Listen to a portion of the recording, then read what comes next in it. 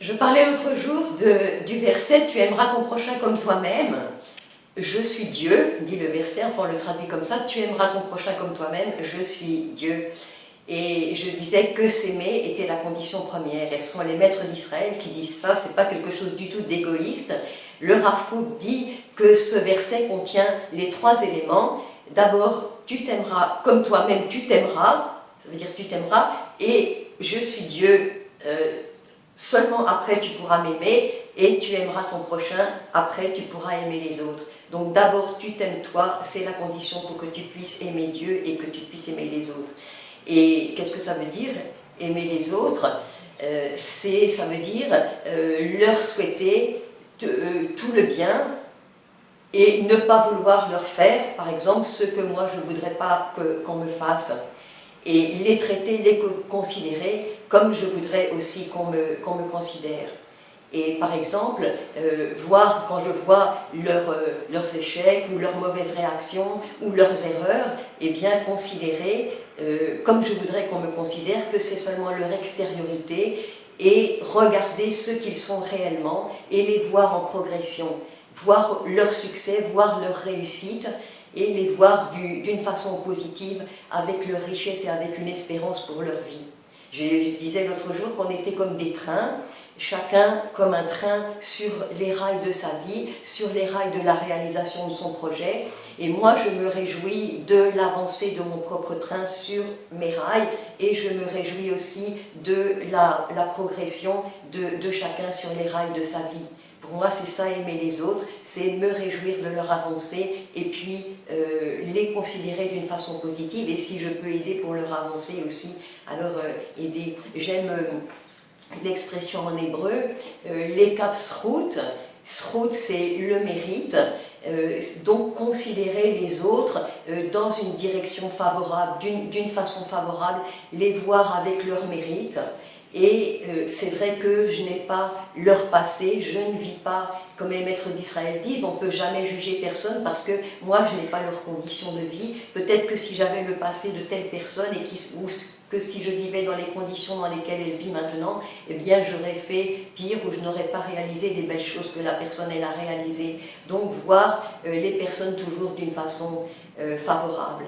D'autant plus que les hommes et les femmes, nous fonctionnons de façon, voire même souvent opposée, et donc c'est difficile, on ne peut jamais juger. La femme, on le sait, c'est la partie gauche du cerveau plutôt qui fonctionne davantage.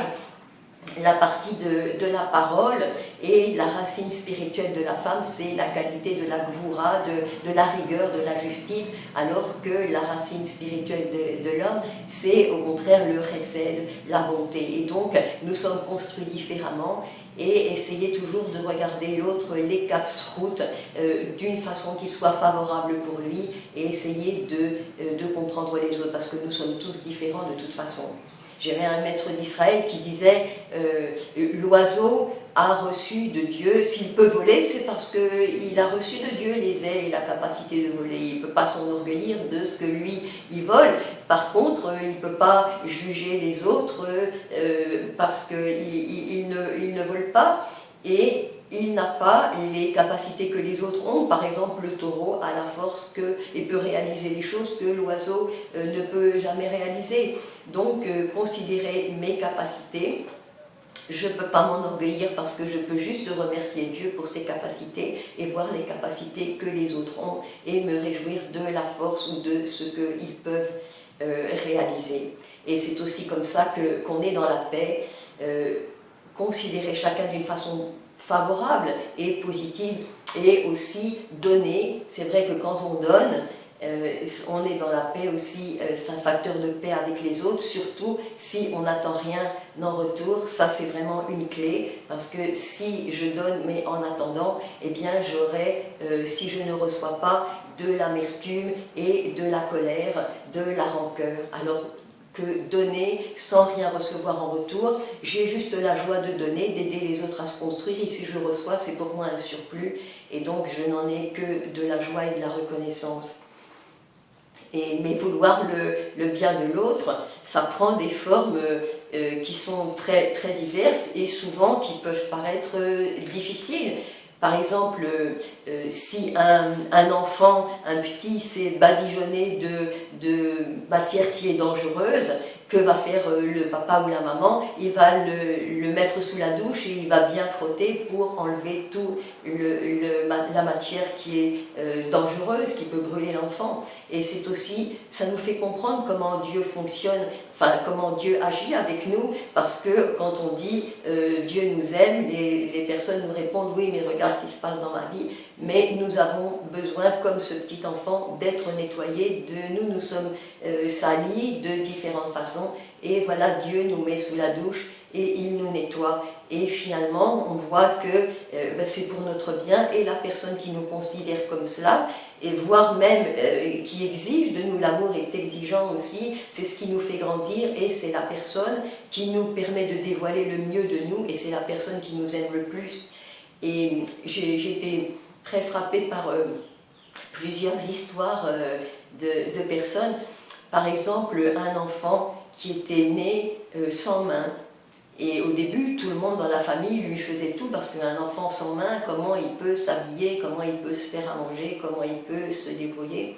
Et un jour, la maman a décidé, eh bien, plus personne ne l'aide, c'est interdit de l'aider, il doit se débrouiller, il doit tout faire.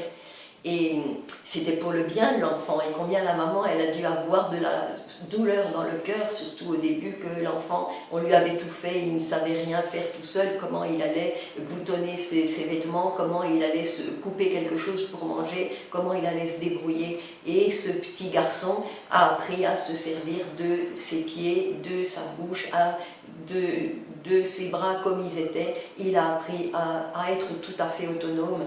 Et cela, il le doit à la maman. Ça a dû être une grande souffrance, à la fois pour l'enfant, bien sûr, pour la maman, pour toute la famille, mais c'était le meilleur amour, le véritable amour, c'était l'amour exigeant et qui a permis à l'enfant d'être autonome toute sa vie.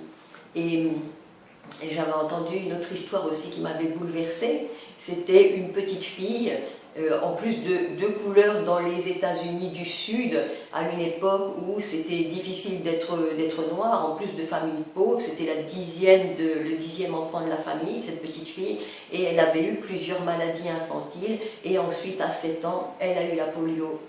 Et quand on voit un enfant comme ça, dans des circonstances comme ça, aussi financières, et on peut se dire, que va devenir cette petite fille?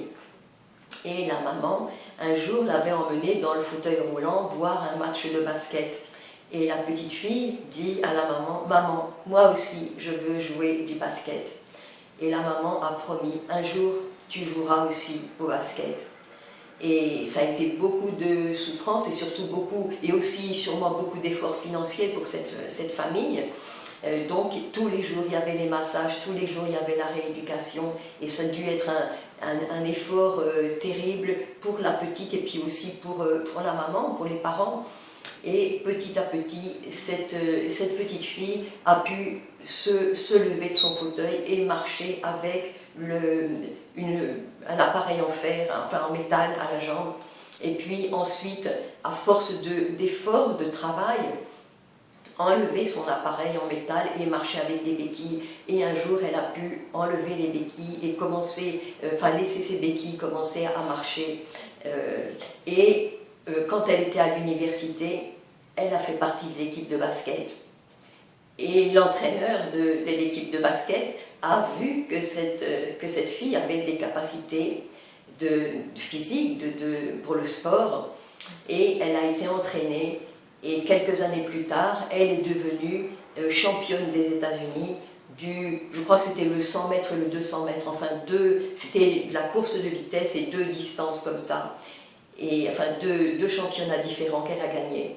Et ça, c'est vraiment, par l'effort de ces 2 enfants, celui qui est né sans main et cette petite fille aussi, mais c'est aussi dû à l'amour des parents qui ont cru dans les capacités de leur enfant, qui l'ont accompagné dans tout cet effort et finalement, ils ont transmis, on transmet ce qu'on croit, on transmet la foi finalement que l'on a dans les capacités de l'autre, on la transmet et la personne devient capable et c'est le véritable amour. J'avais entendu une expérience qui avait été faite aussi. C'était une classe d'enfants qui n'avaient rien de particulier, mais on a dit aux professeurs, enfin à l'équipe des professeurs, que c'était des surdoués. Et donc les enseignants se sont comportés comme avec des surdoués. Et les enfants se sont comportés en fait selon l'attente et selon la confiance que leur faisaient les enseignants. Et ils se sont comportés, de fait, ils sont sortis de leurs limites, ils ont complètement dépassé les capacités qu'ils avaient au départ et ils sont devenus capables à la hauteur de l'attente des enseignants qui croyaient en eux. Et ça, c'est extraordinaire quand, dans nos vies, on peut aider quelqu'un comme ça à vivre ce Pessah. La fête de Pessah, c'est la sortie des limites. Et c'est extraordinaire quand des personnes, moi, dans ma vie, m'aident à faire cette sortie des limites. C'est déjà formidable, mais moi, si je peux aider les autres, croire en eux, les regarder, les casse-routes avec leurs possibilités, les aider comme ça à sortir de leurs limites et réaliser tout ce qui est à l'intérieur d'eux. Et les maîtres d'Israël disent qui est Meroubat, qui est respectable, c'est celui qui respecte les autres, c'est celui qui les considère comme ça. Et toujours considérer les autres comme ça d'une façon positive. Et en fait, le Ramban disait cela d'ailleurs, j'attire finalement les autres au niveau où moi je me place. Si je suis dans la paix et si je considère les autres avec confiance, eh bien j'attire les autres dans une relation comme ça, de paix et de confiance. Mais si je suis dans la colère, si je suis dans les tensions ou dans l'amertume, eh bien voilà, c'est comme ça que j'aurai les réactions avec les autres. Il y aura des réactions de tension et des réactions difficiles. D'ailleurs, on le voit quand on marche dans la rue, si on est dans la paix soi-même, si on est heureux, si on sourit à la vie, et les gens qui arrivent en face, en fait, nous sourient. Finalement, on donne un sourire aux autres sans même s'en rendre compte, on donne de la paix, on communique de la joie aux autres, et les autres rentrent dans cette relation. Si on est à un arrêt d'autobus ou qu'on s'assied sur un banc, en fait, on sourit comme ça à la vie, à Dieu qui nous aime, à je suis heureux de ma vie, et les autres s'asseyent à côté de nous et commencent à discuter avec nous. On attire les autres dans la relation que l'on établit et dans l'état que l'on vit à l'intérieur. Et voilà. C'est ça que je voulais dire surtout aujourd'hui, c'est ce Pessah que je peux provoquer chez les autres.